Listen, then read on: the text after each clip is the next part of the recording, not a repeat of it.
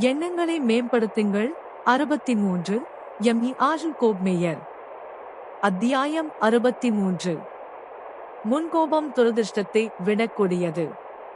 நல்ல நகைச்சுவை உணர்வும் இனிமையான மனப்பான்மையும் இருந்தால் துரதிர்ஷ்டத்தையும் உங்களால் வெல்ல முடியும். ஆனால் முன்கோபமும் மோசமான மனப்பான்மையும் உங்களையே ஆட்கொண்டுவிடும்.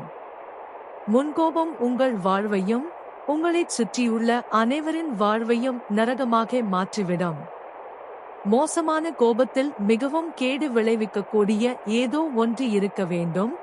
ஏனெனில் பல புகழ்பெற்ற சிந்தனையாளர்கள் அதை குறித்து எச்சரிப்பதில் சிறப்பு கவனம் செலுத்தியுள்ளனர். ஆங்கில எழுத்தாளர் சார்லஸ் பக்ஸ்டன் எச்சரிப்பது போல, முன்கோபம் என்பது தனக்கேற்படுத்திக் கொள்ளும் ஒரு சாபமாகும். கசப்புணர்வை உணர்வதை விட கசப்பான விஷயம் வேறு எதுவும் இல்லை. ஒரு மனிதனின் வன்மம் தான் குறிவைக்கும் பாதிக்கப்பட்டவரை விட அவனையே அதிகம் நஞ்சாக்கி விடுகிறது. எனவே உங்கள் முன்கோபம் நீங்கள் யாரை நோக்கி செலுத்துகிறீர்களோ அவர்களை விட உங்களையே மிக கடுமையாக பாதிக்கும்.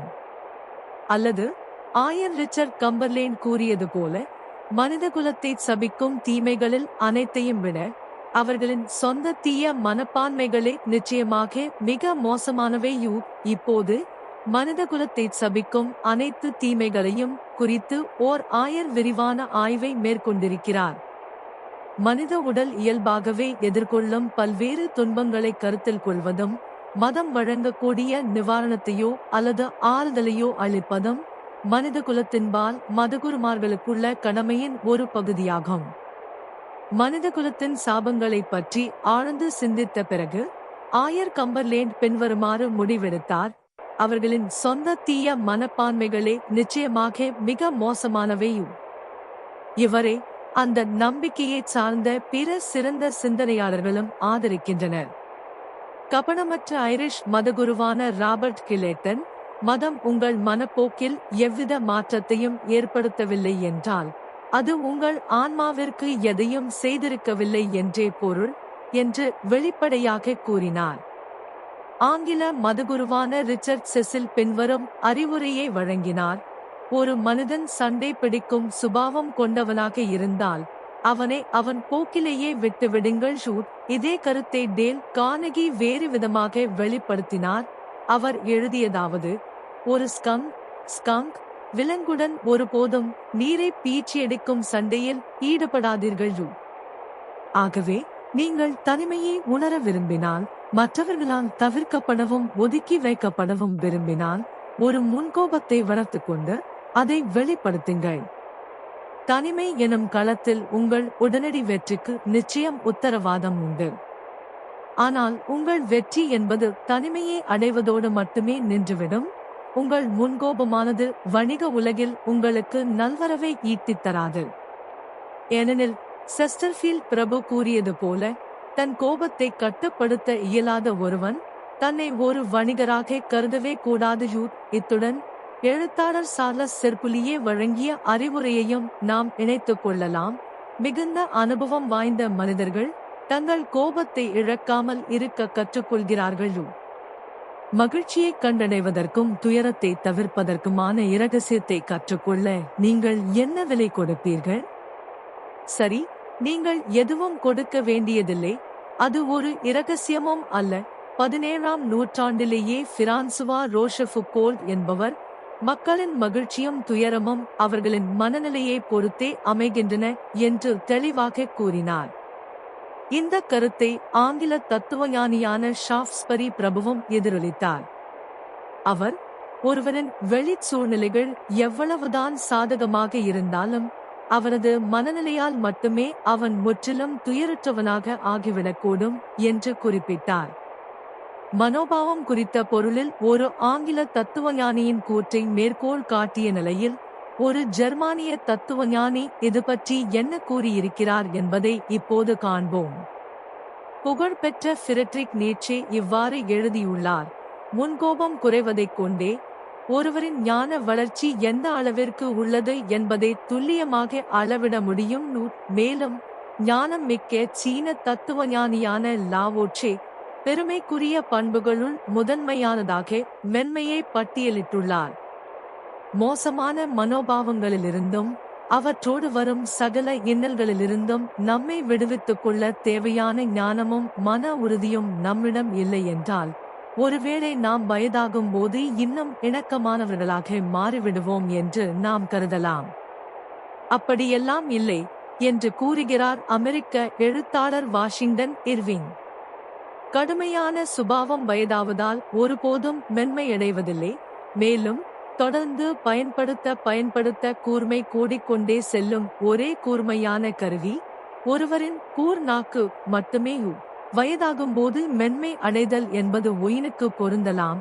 ஆனால் இது மனிதர்களுக்கும், குறிப்பாக தங்கள் முன்கோப போக்கை விடாப்பிடியாக தொடரும் நபர்களுக்கும் பொருந்தும் என்று நாம் எதிர்பார்த்தால் நமக்கு ஒரு கடுமையான ஏமாற்றமே காத்திருக்கிறது. முதுமை என்பது நமது ஆளுமை பண்புகளை தலைகீழாக மாற்றுவதில்லை, மாறாக அவற்றை மேலும் தீவிரப்படுத்தி இறுகச் செய்துவிடுகிறது. முன்கோபம் மற்றும் எரிச்சலூட்டும் மனப்பான்மை ஆகியவற்றுக்கு இது மிகச்சரியாக பொருந்தும். கோபப்படுவது ஒரு உணர்ச்சிபூர்வமான பழக்கம் என்பதும், அது ஒரு பழக்கமாகவே கருதப்பட்டு சிகிச்சை அளிக்கப்பட்டு குணப்படுத்தப்பட வேண்டும் என்பதுமே இதற்கு காரணம். அமெரிக்காவின் முன்னணி மனநல மருத்துவர்களில் ஒருவரான டாக்டர் கார்ல் ஏ. மென்னிங்கர் தனது சிறந்த நூலான மனித மனம் என்பதில் சுட்டிக்காட்டியுள்ளபடி, கோபத்தை வெளிப்படுத்துவது என்பது இளமை பருவம் மற்றும் வயது வந்தோர் வாழ்க்கை வரை தொடரும் ஒரு குழந்தைத்தனமான எதிர்வினையாகும். தொடக்கத்தில் ஒரு குறிக்கோளை அடைவதற்கான ஒரு வழியாக கோபத்தை வெளிப்படுத்துவது பயன்படுத்தப்பட்டது. பிற்காலத்தில் இந்த முறையால் அடைய முடியாத சிறிய குறிக்கோள்களை அடைவதற்காக அல்லாமல், கோபம் ஒரு உணர்ச்சிபூர்வமான பழக்கமாக அல்லது வடிவமாக மாறிவிட்டதால் அந்த கோபம் தக்கவைக்கப்பட்டது. அதிகரித்த முன்கோபத்துடனும் எரிச்சலுடனும் கூடிய மோசமான மனநிலை எனும் பழக்கம் மது அருந்துவதன் மூலம் தூண்டப்படக்கூடும் என்று டாக்டர் மென்னிங்கர் குறிப்பிடுகிறார். எனவே உங்களுக்கு இயல்பாகவே முன்கோபமும் எளிதில் எரிச்சலடையும் மற்றும் சீற்றமடையும் போக்கும் இருக்குமாயின், ஓரிரு முறை மது அருந்துவது உங்களை ஒரு கனிவான மற்றும் இணக்கமான துணையாக மாற்றிவிடும் என்று ஒருபோதும் எண்ணாதீர்கள். ஆனால் முன்கோபம் என்பது நாணயத்தின் ஒரு பக்கம் மட்டுமே. அதன் மறுபக்கம் நற்பண்பாகும். முன்கோபத்தில் எவ்வளவு தீமை உள்ளதோ அதே அளவு நற்பண்பிலும் நன்மை பொதிந்துள்ளது. எனவே நாம் மீண்டும் அந்த ஞானிகளிடம் சென்று அவர்களின் சிந்தனைகளை ஆழ்ந்து சிந்திப்போம். சிறப்புமிக்க ஆங்கில எழுத்தாளரான சர் ஆர்தர் ஹெல்ப்ஸ் அவர்களின் பின்வரும் வார்த்தைகளில் நாம் மிகுந்த ஊக்கத்தை காணலாம். உலகில் உள்ள இடர்பாடுகளில் பாதியினும் அதிகமானவை ஒரு நல்ல மனப்பான்மையை வெளிப்படுத்துவதன் மூலமே தணிக்கப்பட்டுவிடும் அல்லது முற்றிலுமாக நீக்கப்பட்டுவிடும். சர் ஆர்தர் ஒரு நூற்றாண்டு காலம் பிந்தி வாழ்ந்து ஐக்கிய நாடுகள் சபையில் சர்வ சாதாரணமாக நிகழும் அந்த தீவிரமான முன்கோபம் கொண்ட கண்டன பேச்சுகளை காண நேர்ந்திருந்தால் தனது வார்த்தைகள் அச்சபை கூடத்தில் பொறித்து வைக்கப்பட வேண்டும் என்று அவர் நிச்சயம் வலியுறுத்தியிருப்பார். நீங்கள் நோயுற்றிருக்கிறீர்களா? துன்பத்தால் வாடுகிறீர்களா? அல்லது உடல் குறைபாடுடையவராக இருக்கிறீர்களா? அப்படி என்றால் ஆங்கில கட்டுரையாளரான ஜோசப் அடிசன் கூறுவதை கேளுங்கள். ஒரு களிப்புமிக்க மனநிலை நோய் மற்றும் துன்பங்களின் சுமையை குறைக்கும், மேலும் உடல் குறைபாட்டை கூட ரசிக்கத்தக்க ஒன்றாக மாற்றிவிடும். பெண்களே, உங்களுக்கு வயதாகும் போது எவ்வளவு முகக்கிரீம் பயன்படுத்துகிறீர்கள்?